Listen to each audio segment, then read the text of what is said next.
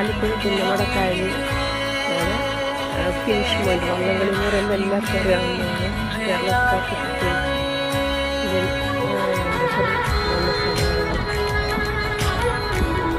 ഒരുപാട് ടൂറിസത്തിൻ്റെ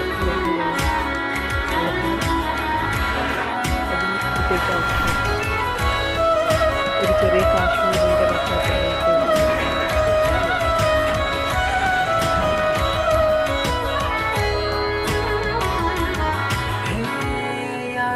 நான் என்னை பார்க்கிறேன் ஏதுமில்லாமல்